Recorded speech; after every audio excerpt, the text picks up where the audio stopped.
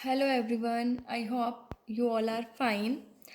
आज हम twelfth economics के अंदर जो हमारा फॉरेन एक्सचेंज रेट चैप्टर है उसके numeric multiple choice question solve करेंगे। So our first question is price of one currency in relation to other currency in the international exchange market is known as। देखो कि international exchange market के अंदर जब one currency का price दूसरी currency के relation में दिखाया जाता है, ठीक है, मतलब वन करेंसी का प्राइस अदर करेंसी के रिलेशन में जो इंटरनेशनल एक्सचेंज मार्केट के अंदर होता है उसे क्या कहते हैं। पहला है equilibrium rate, fix exchange rate and flexible exchange rate. तो कौन सा होता है, देखो जब हम इंटरनेशनल एक्सचेंज मार्केट के अंदर क्या करते हैं, एक करेंसी की जो वैल्यू है वो दूसरी करेंसी की वैल्यू में दिखाई जाती है। जैसे कि एक यूएस डॉलर की जो वैल्यू है वो इज इक्वल टू 70 रुपीज़ है, ठीक है। तो रुपीज़ एक इंडिया की करेंसी है, ठीक है, डॉलर जो है वो अमेरिका की करेंसी है। सो अब देखिए यहाँ पर क्या हुआ कि एक करेंसी का प्राइस दिखाया गया दूसरी करेंसी में कि भाई अगर आपको एक यूएस का डॉलर चाहिए तो उसका प्राइस क्या है, 70 रुपीज़, ठीक है, इंडिया के 70 रुपीज़। तो ये इंटरनेशनल मनी मार्केट के अंदर जब एक करेंसी का प्राइस जो है वो दूसरी करेंसी के रिलेशन में दिखाया जाता है तो उसे क्या कहते हैं, equilibrium rate, fix exchange rate and flexible exchange rate. तो हमने किस में स्टडी किया था, क्या कहते हैं इसे, exchange rate. Our second question is according to adjustable peg system और Britain would system of exchange rate, adjustable pad system के अकॉर्डिंग या फिर जिसे हम ब्रिटन वुड सिस्टम भी कहते हैं एक्सचेंज रेट का, different currencies were pegged to one currency. जो अलग अलग करेंसी है वो एक करेंसी से रिलेटेड होती हैं। US dollar was assign gold value at a fix price. US dollar को एक फिक्स प्राइस पर गोल्ड वैल्यू असाइन करती है। Parity between two currencies was determined by the quantity of gold content in them. और दो currency के बीच की जो पैरिटी है वो गोल्ड की क्वांटिटी डिटरमाइन करती है। ऑल ऑफ दीज, तो इनमें से सभी। तो एडजस्टेबल पैग सिस्टम कौन सा होता है, जिसमें डिफरेंट करेंसीज को एक करेंसी से रिलेट किया जाता है। यूएस डॉलर को गोल्ड वैल्यू दी जाती है फिक्स प्राइस के अंदर, और जो दो करेंसी के बीच की जो पैरिटी है वो जो गोल्ड की क्वांटिटी है वो उसके द्वारा डिटरमाइन की जाती है। तो इसमें क्या आ जाएगा, all of these. Our next question is under which system gold was taken as the common unit of parity between currencies of different countries in circulation। कौन से सिस्टम के अंदर गोल्ड को जो डिफरेंट कंट्रीज हैं उनके बीच की जो करेंसीज है उनकी कॉमन यूनिट ऑफ पैरिटी माना गया है, कॉमन यूनिट ऑफ पैरिटी लिया गया है। तो ब्रिटन वुड सिस्टम के अंदर, gold standard system of exchange rate के अंदर, फ्लेक्सिबल एक्सचेंज रेट सिस्टम के अंदर, या फिर manage floating system of exchange rate के अंदर। तो किसके अंदर था common unit of parity, gold को किसके अंदर लिया गया, gold standard system of exchange rate. Our next question is out of the following इनमें से which is the most rigid exchange rate system which does not allow any adjustment in the exchange rate. इनमें से सबसे rigid बिल्कुल fix exchange rate system कौन सा है जिसके अंदर एक्सचेंज रेट के अंदर कोई भी एडजस्टमेंट अलाउड नहीं है। फ्लैक्सीबल के अंदर, गोल्ड स्टैंडर्ड सिस्टम के अंदर, ब्रिटन वुड के अंदर, नन ऑफ दीज। तो बताओ किसके अंदर है, देखो जिसके अंदर कोई भी एडजस्टमेंट अलाउड नहीं वो है gold standard system of exchange rate के अंदर।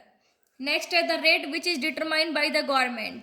जिस रेट को गवर्नमेंट डिटरमाइन करती है उसे क्या कहते हैं, फ्लेक्सिबल, फिक्स्ड, फ्लोटिंग या नन ऑफ दीज। तो जो एक्सचेंज रेट गवर्नमेंट के द्वारा डिसाइड किया जाता है उसे क्या कहा जाता है, fix exchange rate. Our next question is the exchange rate at which demand for foreign currency become equal to supply। जिस रेट एक्सचेंज रेट के ऊपर फॉरेन करेंसी की जो डिमांड है उसकी सप्लाई के इक्वल होती है उसे क्या कहते हैं, equal rate of exchange, mint parity, equilibrium exchange rate, या फिर ऑल ऑफ दिस। तो क्या कहते हैं उसे, इक्विलिब्रियम एक्सचेंज रेट, क्योंकि इक्विलिब्रियम एक्सचेंज रेट कौन सा रेट होता है जिस रेट पर फॉरेन करेंसी की डिमांड उसकी सप्लाई के इक्वल होती है। What is the relationship between demand for foreign exchange and exchange rate. Foreign exchange की जो डिमांड है और एक्सचेंज रेट के बीच में कैसा रिलेशन होता है, inverse, direct, one to one, no relationship. तो कैसा रिलेशन होता है, एक्सचेंज रेट जब बढ़ता है तो डिमांड क्या हो जाती है, कम हो जाती है, और एक्सचेंज रेट घटते ही डिमांड ज़्यादा हो जाती है, इट मीन्स इनवर्स रिलेशन है। Our next question is when supply of foreign exchange increases, जब फॉरेन एक्सचेंज की सप्लाई बढ़ती है तो इक्विलिब्रियम एक्सचेंज रेट जो है वो क्या हो जाता है, rise fall not change either rise और फॉल। देखो जब किसी चीज की सप्लाई बढ़ जा रही है, ठीक है, बढ़ रही है, डिमांड उतनी है, तो एक्सचेंज रेट क्या हो जाएगा, कम हो जाता है ना, तो क्या आंसर आ जाएगा इसका, fall. Our next question is demand for foreign currency depends upon, जो फॉरेन करेंसी की जो डिमांड है वो किस पर डिपेंड करती है, देखो रीपेमेंट ऑफ इंटरनेशनल लोन, जो इंटरनेशनल लोन लिए हुए उनकी पेमेंट करनी है उस पर, जो हम रेस्ट ऑफ द वर्ल्ड में इन्वेस्टमेंट करते हैं उस पर, direct foreign investment in the domestic economy, और बोथ ए एंड बी। तो देखो किस पर डिपेंड करती है फॉरेन करेंसी की डिमांड, भाई जो हम इन्वेस्ट कर रहे हैं, ठीक है, और रीपेमेंट कर रहे हैं, इंटरनेशनल लोन की पेमेंट करेंगे, डायरेक्ट फॉरेन इन्वेस्टमेंट करेंगे डोमेस्टिक इकोनॉमी में, या फिर ए एंड बी, तो इसका क्या हो जाएगा, इन दोनों पर डिपेंड करती है, किस पर, इंटरनेशनल लोन की जो पेमेंट है उस पर, और रेस्ट ऑफ द वर्ल्ड में जो इन्वेस्टमेंट की जाती है उस पर, तो इन दोनों पर डिपेंड करती है, तो इसका राइट आंसर क्या हो जाएगा, both A and B. Our next question is due to depreciation of foreign currency, foreign currency का जब डेप्रिसिएशन होता है तो जो फॉरेन करेंसी की सप्लाई है डोमेस्टिक इकोनॉमी के अंदर उस पर क्या इम्पैक्ट होता है, बढ़ जाती है, कोई चेंज नहीं आता, बढ़ती है, घटती है, डिक्रीज हो जाती है। देखो जब हमारी जब फॉरेन करेंसी का डेप्रिसिएशन हो जाएगा, ठीक है, अब डेप्रिसिएशन हो गया तो डोमेस्टिक इकोनॉमी के अंदर, ठीक है, जो फॉरेन करेंसी की सप्लाई है वो क्या होगा, इट मीन्स क्या होगा, कम होएगी, ज्यादा होएगी, या क्या होगा, तो कम हो जाती है, क्योंकि उसका फॉरेन करेंसी का डेप्रिसिएशन क्यों हुआ।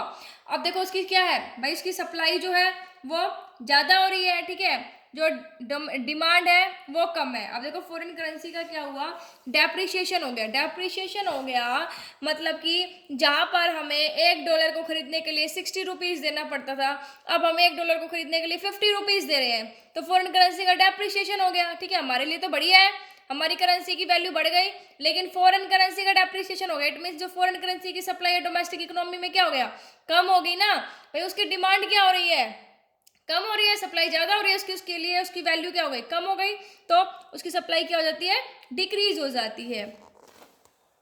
अब next question is direct foreign investment is a source of, direct foreign जो इन्वेस्टमेंट है वो किसका सोर्स है, फॉरेन एक्सचेंज की डिमांड का, सप्लाई का, बोथ ए एंड बी, या फिर नन ऑफ दिस, तो किसका है, हमने पढ़ा भी था डायरेक्ट फॉरेन इन्वेस्टमेंट हमें किस लिए चाहिए, बाहर इन्वेस्ट करने के लिए हमें फॉरेन एक्सचेंज की सप्लाई, तो किसका है ये, सप्लाई ऑफ फॉरेन एक्सचेंज, क्योंकि फॉरेन एक्सचेंज चाहिए हमें फॉरेन इन्वेस्टमेंट करने के लिए, बाहर इन्वेस्ट करने के लिए।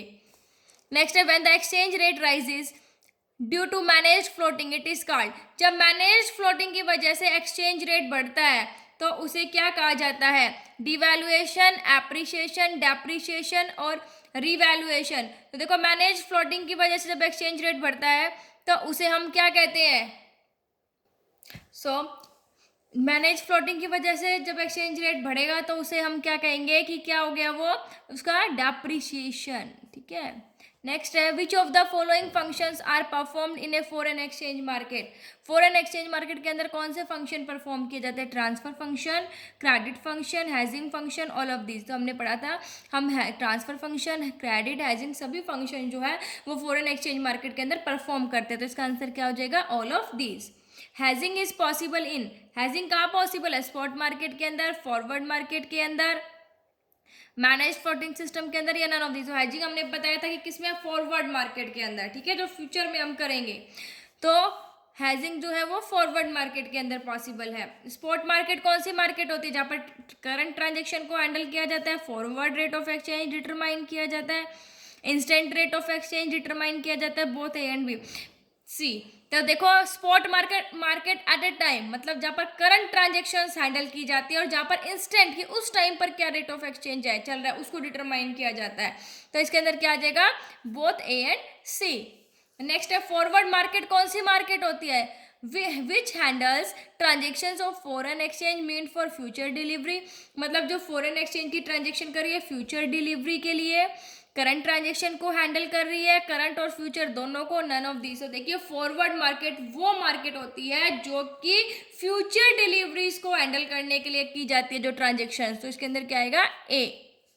नेक्स्ट है if 170 rupees are required to buy $1 instead of ₹100 earlier, पहले $1 को खरीदने के लिए 100 रुपीज पे करने पड़ते थे, अब 120 रुपीज़ चाहिए, तो इट मीन्स डोमेस्टिक करेंसी जो है वो बढ़ गई, डेप्रिशिएट हो गई, या फिर rupee value of import bill will increase, और बोथ बी एंड सी। तो देखो बेटा क्या कहता है कि अब एक यूएस डॉलर खरीदने के लिए 120 रुपए चाहिए।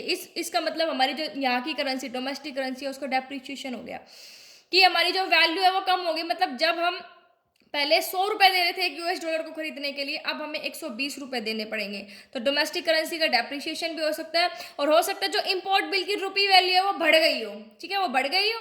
तो यही कहता है कि both B and C. Next है इक्विलिब्रियम एक्सचेंज रेट कहाँ पर होगा, जहाँ पर सप्लाई ज़्यादा होगी डिमांड से फॉरेन एक्सचेंज की, जहाँ पर फॉरेन एक्सचेंज की सप्लाई डिमांड इक्वल होंगे, डिमांड ज़्यादा होगी फॉरेन एक्सचेंज की सप्लाई से, बोथ ए एंड बी। तो देखिए इक्विलिब्रियम एक्सचेंज रेट कहाँ होता है, जहाँ पर सप्लाई और डिमांड दोनों इक्वल होते हैं। नेक्स्ट है dirty floating is related to, dirty floating किससे रिलेटेड होती है, फिक्स सिस्टम से, एक्सचेंज रेट के, फ्लेक्सिबल से, both of this, none of this. तो हमने पढ़ा था डर्टी फ्लोटिंग किससे रिलेटेड होती है, flexible system of exchange rate. So आज हमने ये मल्टीपल चॉइस क्वेश्चंस किए। आई होप आपको समझ आ गए होंगे। Thank you, stay safe, stay home.